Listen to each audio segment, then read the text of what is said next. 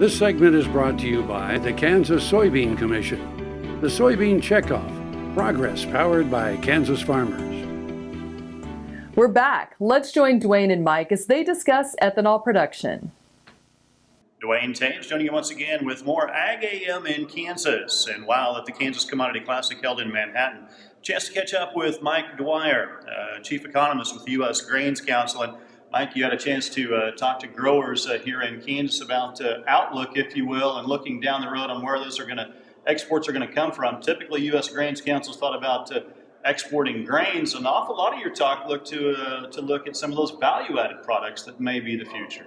Yeah, first off, I think 2 years ago, the Grains Council became the market development cooperator for ethanol. And, this is not an animal feed product. It's in a whole different sector. It's energy. So we just started. They hired me. I have a background in ethanol from USDA. I've been doing that for about 8 years. We're starting to ramp that up now because for us, the whole issue is grain in all forms. Whether we export grain as an unprocessed product or as a DDG or as ethanol or meat, the beneficiaries are the farmers who grow the corn here or the grain here in the U.S. So we see probably a brighter future, or at least USDA does, for the value-added products over the next few years than a lot of the raw commodity. It's kind of tough. We have a lot more competition today in corn and the grains in general. But our DDGs have found good going worldwide, been accepted by many of our buyers around the world. That's a value-added product. Beef, pork, and poultry have done very well, but keep in mind, when a pound of beef, pork, and poultry go out the door, it's taking corn with it, so you still get the benefit. And now ethanol. And ethanol, for every, we have about 7 million tons of corn that went out the door as liquid corn this year. It's what I refer to as ethanol, as liquid corn. 7 million tons is a lot. I mean, that's about 1/7 of what we export in direct corn, and we're just getting started.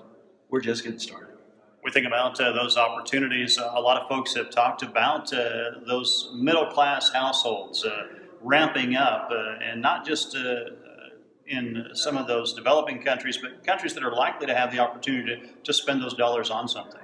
Well, that's right. Everyone talks about the rising middle class around the world, but what they're talking about is the rising middle class in developing countries, places like China, India, Southeast Asia, Latin America.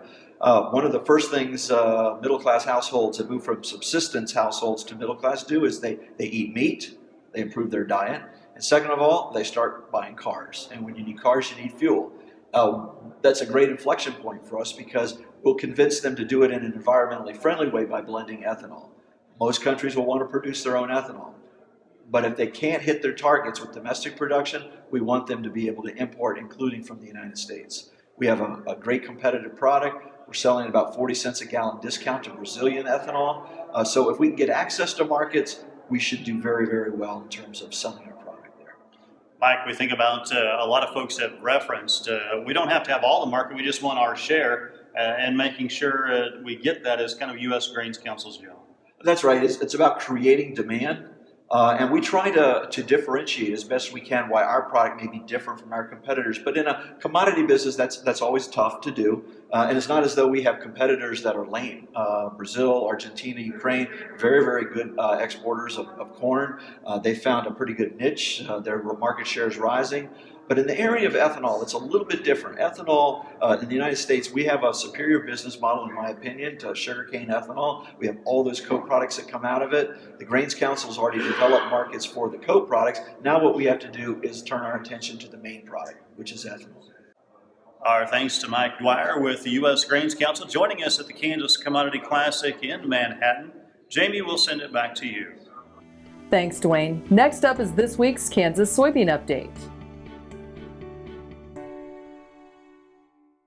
Kansas Farm Bureau, the voice of agriculture, represents grassroots agriculture. The state's largest and most powerful farm organization stands up for its members through leadership development, agriculture education, legal defense, environmental advocacy, farm safety, and risk management. Members also enjoy money-saving benefits. To join our organization today or to learn more, go to www.kfb.org